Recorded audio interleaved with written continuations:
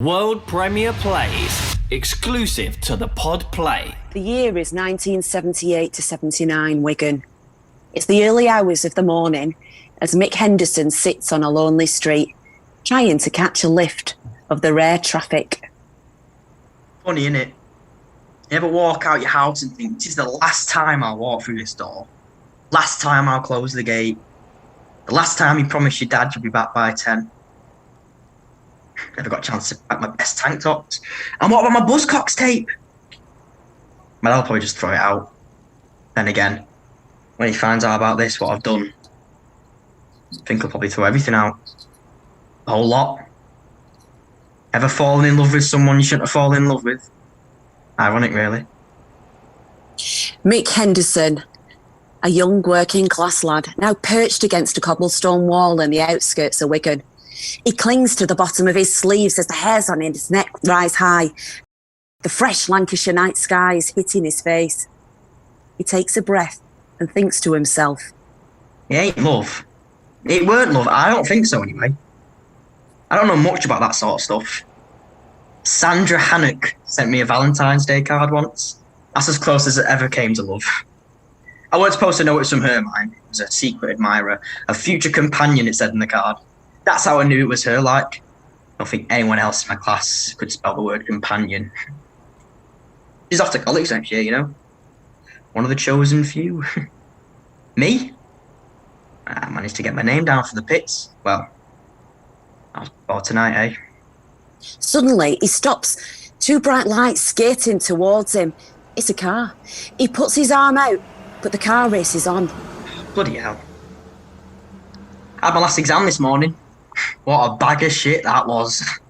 I'm not thick all out like Tony. Tony Two Sounds we called him. My best mate. Both brought up on the same estate, always going on fields near ours. We never finished building that swing to get across the brook. And football, oh, we love football. Penalty shootouts, England versus Germany. We'd always toss a coin to see who would have to beat Germany. Tony always lost.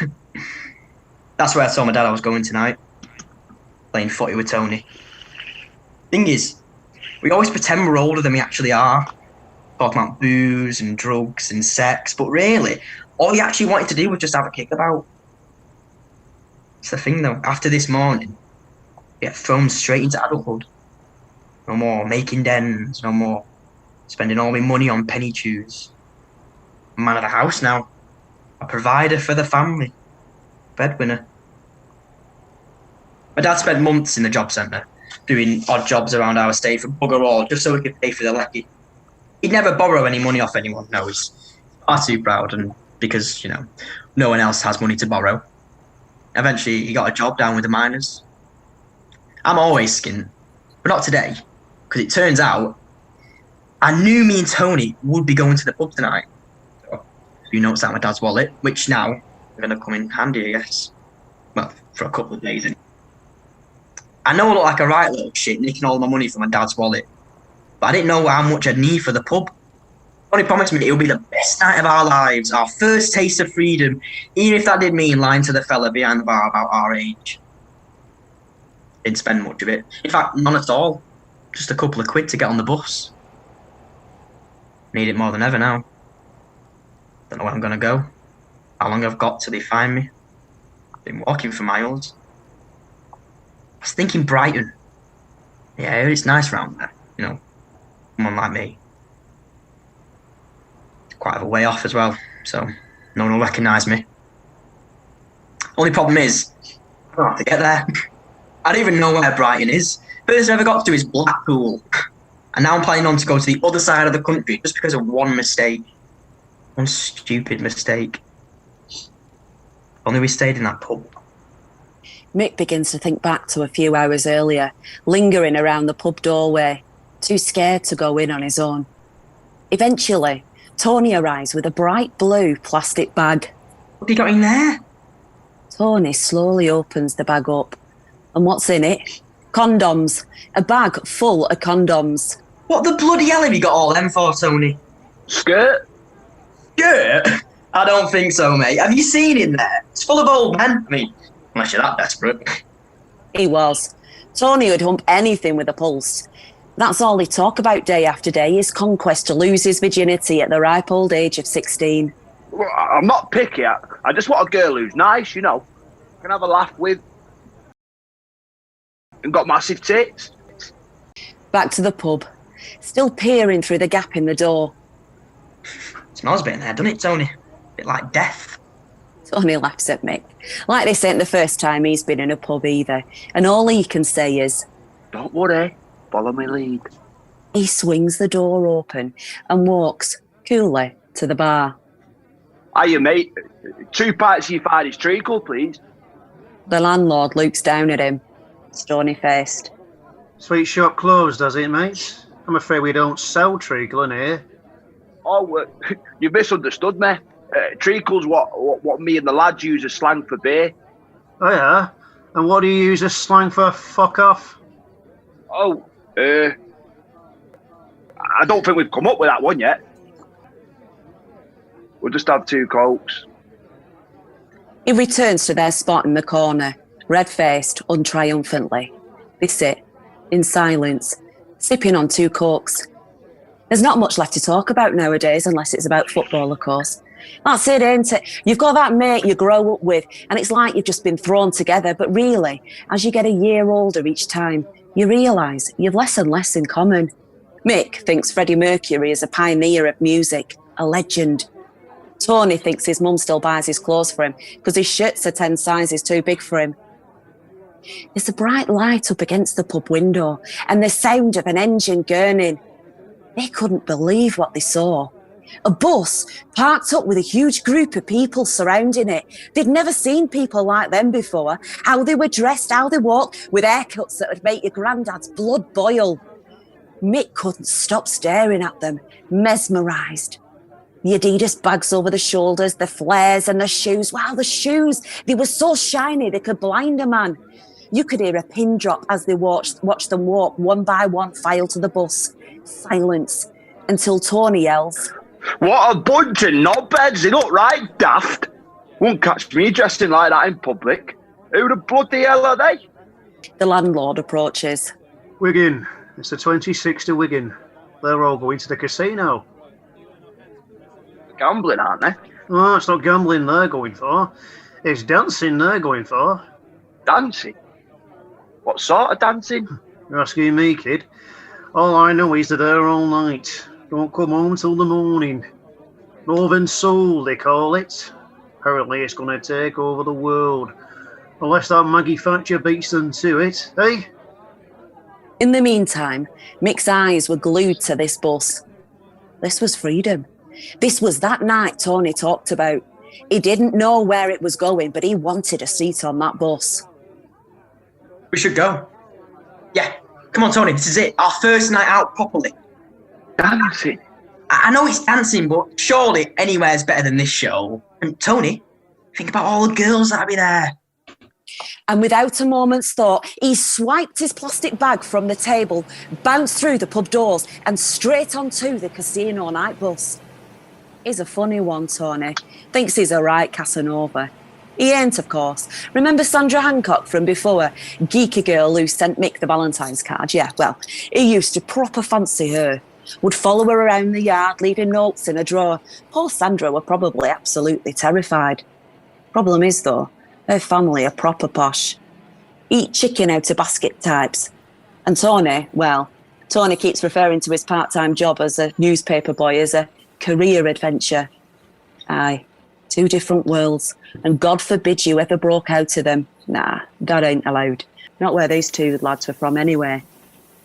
So they get on the bus, sat side by side, huddled up together, and there was this buzz that was unlike any other. All as one, counting down the miles to that final destination. The casino, the promised land, the chapel of music, dance and... It's fucking freezing on here. You never heard of it? Or at least close one of them pissing windows, selfish gets. What do you reckon, Mick? Mick! Mick didn't hear a word Tony said. Instead, all he could do was watch the lad sat a few seats in front of him, lean his cheeks out of the window and blow cigarette smoke upon the Lancashire skies. He were cool. Really bloody cool. The collar of his leather jacket rolled stiff up against the hairs on the back of his neck. His eyes, slowly watching the fellow passengers, lingered in different directions until they reached Mick. They shared a moment, a glance, a nod. Mick couldn't take his eyes off him, and he didn't know why. What does that knobhead want? And what's with that leather jacket? Looks like Danny Zuko, doesn't he? Then again, can't say I blame him, mind. Bet he's a right score with the ladies. Knock it off, will you? Oh, someone's touch here. Sorry, precious.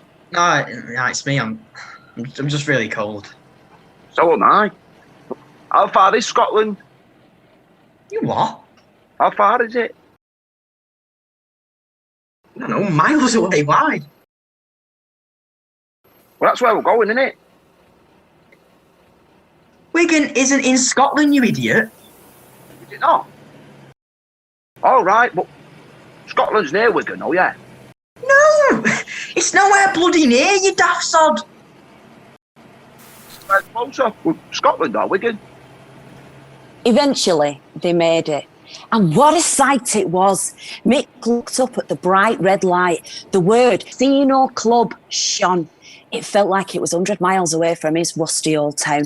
The crowds crammed through the doors like burrowers in the wall holes, eager to get inside. If it was this amazing on the outside, imagine what it was like on the inside. We going in or what? They began to make the way inside, but are stopped in their tracks by the bouncer. Not a chance. You what?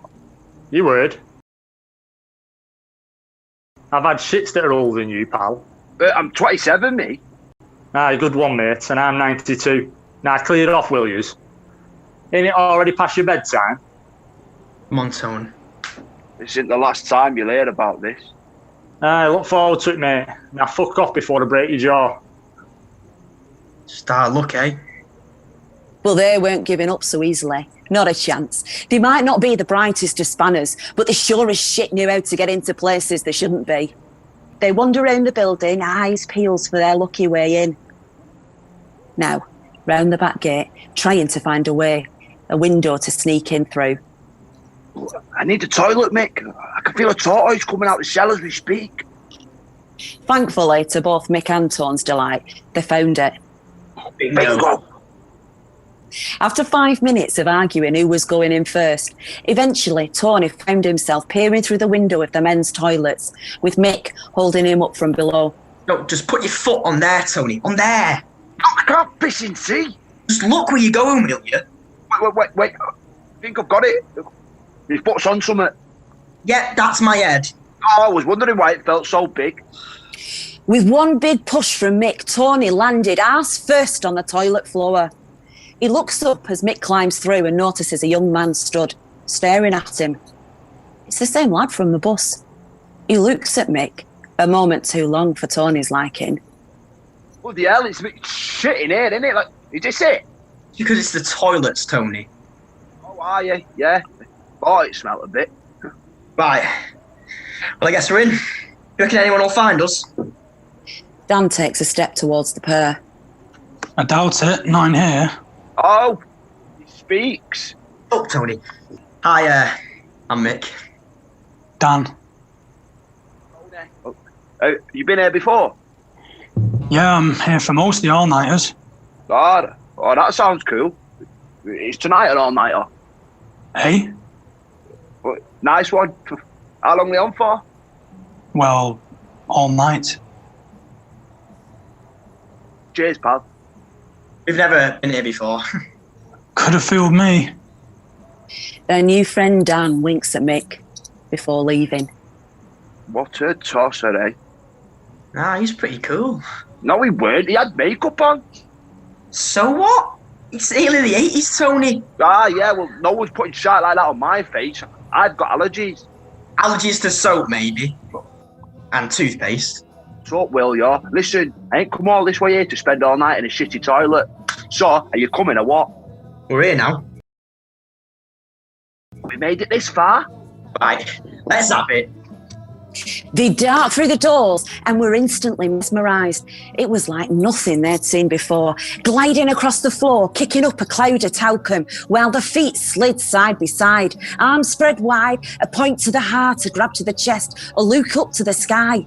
The words meant so much to them, and it didn't matter who you were or what you did or what you looked like. In them 2 single claps, they were one, a unit, a machine that no one could ever fucking stop.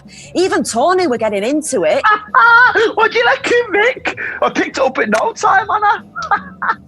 Who knew I had a talent like this, eh? Yeah, it's fucking brilliant, isn't it? Ah, it's brilliant. And that's just the ladies in here. Shit. What? I'm gonna piss him boss, aren't I? What bag? Me bag of love. Oh, can't believe it. Got some in here as well. I could smell the opportunity of sex right under my nose. Where? Well, I don't know, do I? Them toilets have plenty of space, I guess. I don't think it was the sex you could smell in them toilets, mate. Aye, well, tell you what I can smell. A cheap bar. Do you want anything? Nah, you're all right. Well, suit yourself. Look, if you can't find me, just follow the gangs of women screaming my name. Mick stayed in his spot, dancing away to the sound of Marlena's Shaw, already dripping with sweat. He looked around the room, the music bellowing against the walls. It was turning his heartbeat up as far as it could possibly go. But then his heartbeat fucking stopped when he felt that hand on his shoulder. The bouncer. I told you when you mate, didn't I? Out, now. He grabbed Mick by his collar and launched him back out onto the cold cobbles. You kids don't bloody listen. It's only flaming music, isn't it? It's not Tom Jones. Now stay out and don't come back until you've grown a couple of hairs on your chinny chin chin. Come back in and a fist will be in your face. Have you got it? Yeah, got it. Prick. You what? Nothing. Well, that was it, he thought. He were bollocksed, stuck back outside in the pissing down, and Tony was still in there trying to get his way with anyone who even looked his way. When's the next bus? He can't leave Tony on his own, he thinks. He's as much use as a condom made out of socky paper. Suddenly, Dan's silhouette appears from the alleyway. Mick jumps. Fancy seeing you again. On my bus, in the toilets. Now outside while I'm trying to have a cig. Can't catch a break with you, can I? I'm not following you. I never said you was, did I? So, you been kicked out as well? No, just fancied a smoke. Want one? Nah, you're all right. I don't smoke. And there was me thinking you were Keith Buddy Richards. I don't play the guitar. Shame. You look good doing it. No, not me. I'm not very musical. Got 2 left feet, haven't I? Not what I saw him there. You were watching me? Couldn't help myself. Mick watches the ash tumble off the tip of Dan's cigarette. He was like a film star. James Dean. It's only now he realises how cold it has been out back outside. He shivers. You cold? Dan wanders over to him and sits by his side. He takes his jacket off and puts it over Mick. They share a smile. So then, Mick, was it? Yeah. So then, Mick, how were you finding your first time at the casino? Dunno. Didn't last long, did it? Well, you and your mate didn't do a great job at sneaking about, did you? Think James Bond can sleep easy tonight? What about the dancing? Did you enjoy that? I didn't really try it. It looks difficult. Well, just takes a bit of practice. You don't know until you don't try. Dan jumps up to his feet and puts his hand out to help Mick up. Come on. What? I'm going to teach you. Teach you how to dance. Oh, I don't know. I don't want to embarrass myself. Embarrass yourself? I just watch you get kicked out and land head first into a puddle. Eventually, he gave in, grabbing onto Dan's hand, ready to learn. They realise they're still holding hands, and Mick lets go sheepishly. Right, take a step back, feet a little more apart. Yeah, that's it. Perfect. Now, move your left foot, slide it to side, and let your right foot follow. See, you've got it. Change direction now. Within no time at all, Mick had mastered the dancing. Dan was impressed, but Mick wasn't so sure. I don't know. I reckon it's like a right daft wonker. Everyone in there just does it so much better. That's just because they've got music. So, you need the music. It's the emotion, the backbone, the beating pulse to any good dance. If you don't believe the words, then you ain't doing it right. Just listen to the snake, Al Wilson. He ain't singing about bloody snake, is he? He's singing about being played about, being screwed over. You can even hear it in his voice. It means every word he says. That's why them girls and boys in there dance the way they do, because they bloody mean it. Suddenly, an impulse strikes Mick. He grabs Dan and kisses him. He doesn't know why, but he likes it. The pair look at each other and laugh. Mick is bright red as Dan goes to light another cigarette. For a moment, it's bliss, like nothing else matters. Mick? Tony now appears, hovering a few steps back, confused. shit. What the fuck were you doing? No. Are you? Mick tries, but he just can't find the words. Tonight was meant to be about me and you, mate. The two musketeers, our last night. Our last night? Yeah, our final bow sort of thing. You're going to be off in mines. I'll be doing the papers. We ain't going to see each other no more, are we? That's why tonight meant so much to me. That's why I was acting all Billy Big Bollocks in the pub, because I wanted us to have one last blowout. You know what I mean? Oh, it's about getting girls. Of course it wasn't. Fuck girls. Well, you're doing a pretty good job already, aren't you? I knew something weren't right, you know. The minute we were in there, something didn't smell right. That was probably the toilets. Shut up, will ya? This has got naught to do with you, has it? Just stay out of it before Before you what? There's a moment of silence before Tony charges towards Dan, swinging fists in the air like a bloodthirsty vampire. He lands a punch before Mick grabs Tony. They tussle until Tony loses his footing. Mick seizes his opportunity and pushes him to the pavement. But Tony doesn't get up. He doesn't move an inch of his body. Lifeless. Tony, mate! Shit, Mick thinks. He goes to grab Tony, but before he can, Dan catches him. They look at each other. Dan fixes Mick up straight. Run. What? You've got to run, mate. Just go. I'll deal with this, all right? Mick runs and he doesn't look back. He navigates the Wigan streets like a lost child in a maze. Cobbles catch the soles of his feet as he plummets down alleyway to alleyway, wiping the tears from his eyes. Eventually, he stops. And now he's here, back at the start of our story. Mick Henderson, a young working class lad, now perched against the cobblestone wall in the outskirts of Wigan. Oh, fucking mess you've got yourself into, eh? I'm a bloody idiot, I am. Don't know where to go, what to do. Tony, my best mate. Partner in crime, he's dead. It's all because of me.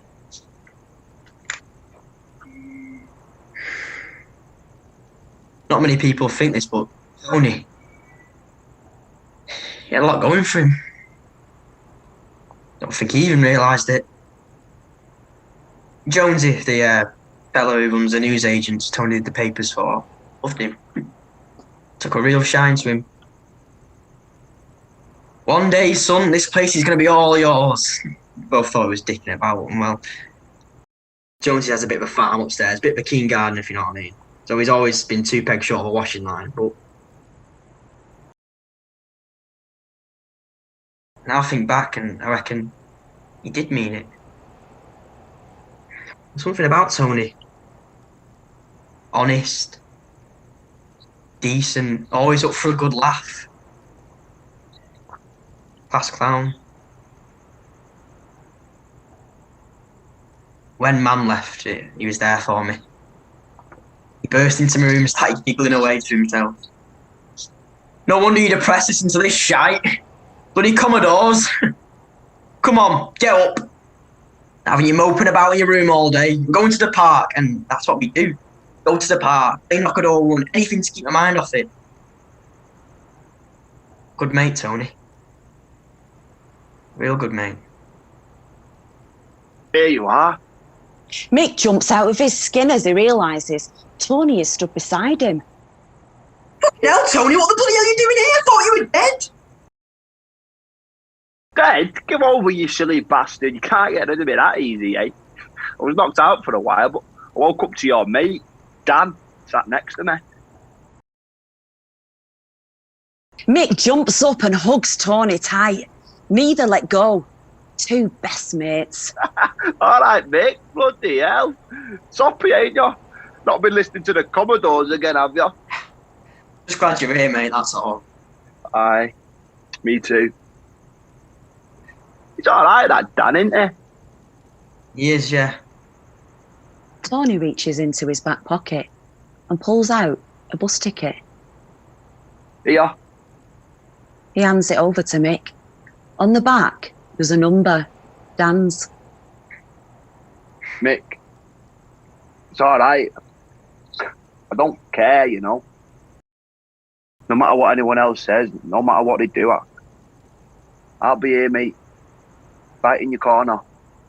You'll always be my best mate. Nothing had ever changed that. Just don't ask to talk to me about it because I wouldn't have a bloody clue where to start. All you need to do is let me know who's saying out and I'll give him a whack. Give him a whack? I bloody knock you out. Knock it off, will ya? You don't tell anyone about that, do you hear me? Are your secrets safe for me? So's yours, mate. Hey, at least your old man don't have to worry about you sneaking any girls up them stairs, eh? Yeah, I just thought I'd leave them all for you. They won't know what's hitting. Smell of cheap aftershave and booze, I reckon. Tony turns to Mick. Yeah? We're still gonna be mates, aren't we? You know, with me going into mines and that. Tell you what, you let me be England next time we play penalties, and you've got a deal. Sounds good to me. Tony pushes himself up and stands in the road. Come on, fella. Let's go home. Yeah. Let's go home. Tony helps Mick up and dusts himself off. They laugh like they did all them years ago when they first met each other. The two musketeers, arms round each other's shoulders as they wander down the long, winding midnight street. Best mates together. Tony stops for a second and looks at Mick, confused. So where is closer? Wigan or Scotland? The end. World Premiere Plays, exclusive to the Pod Play.